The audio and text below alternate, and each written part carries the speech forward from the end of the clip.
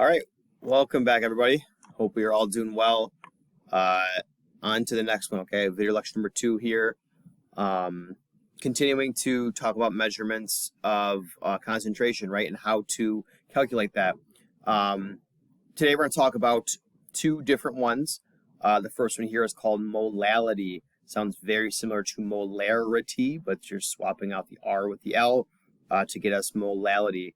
And as you see there in the parentheses, it's way less common, right? It's still one you're going to run into. It's one you're going to potentially see on a future test or a quiz, for example, but it's not going to be one you see as nearly or as often as molarity, for example. And notice the abbreviation difference here, right? There is a difference in the abbreviation, right? Molarity with an R is a capital M. Molality with a lowercase m as its abbreviation or its unit, okay?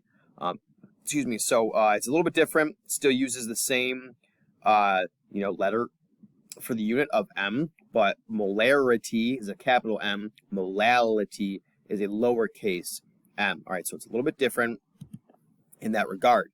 Now the equation for this is molality equals moles of solute, still in the numerator, right? So it's the exact same thing as the molarity formula, moles of solute in the numerator.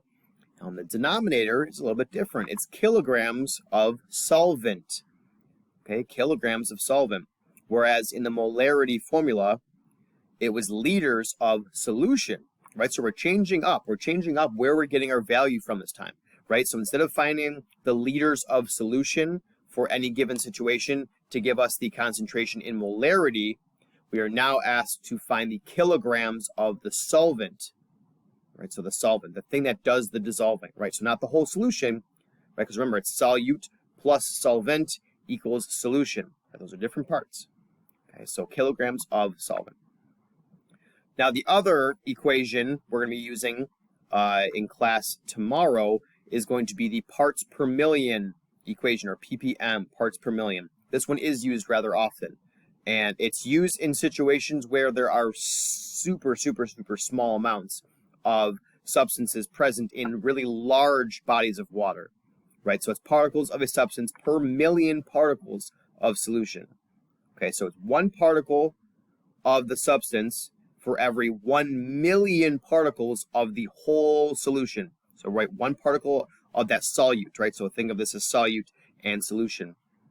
It's often used where the solution is a mixture of gases and air, for example, but it's also used in situations where you're trying to maybe see if there's any contamination in the environment, for example, right? So ppm is used often if you're trying to take, water samples or soil samples, for example, to see if there's any toxins or any contaminants in water or soil samples. And parts per million, or ppm, is used often for a situation like that, for example. And here's the equation. Okay, it's ppm equals the mass of the solute divided by the mass of the solvent.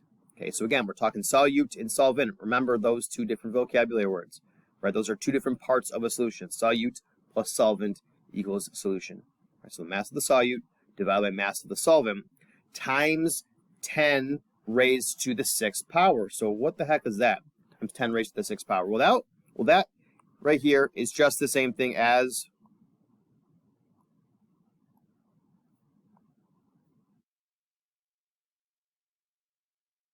multiplying by 1 million.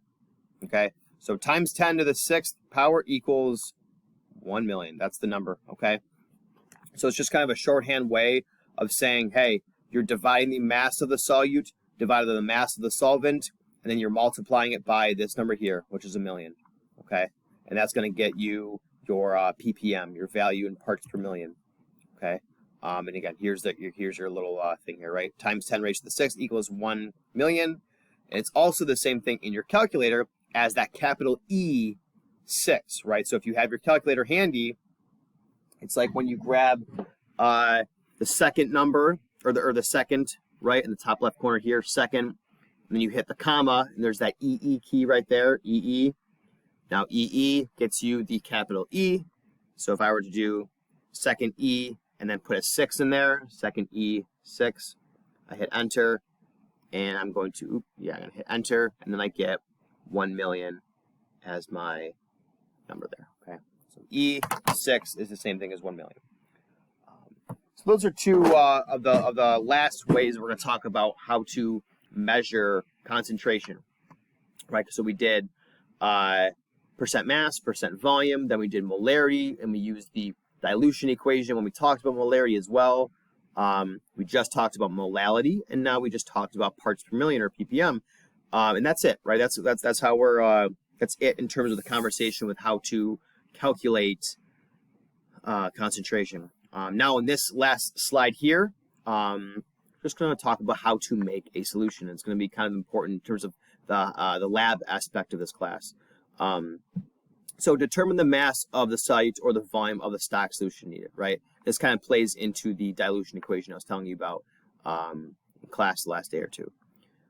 Add the solute or stock solution to a volumetric flask filled with some water. Volumetric flask, hey, you guys use one of those, okay? It's those giant round bottom flasks with the long neck on the top there, right? They had the scratch mark. You guys used a 500, a 250, and a 100 milliliter volumetric flask in your lab number 16. So you're going to add the solute or the stock solution to the volumetric flask and fill it with some water, and then add the add the solute or stock solution to the volumetric flask. Okay. Then you're going to dilute the volumetric flask to the mark, or that scratch mark, and fill it with water essentially, right? So you're going to pour in your set amount into your volumetric flask, tap in, and then basically just fill it up with water until you hit the scratch mark.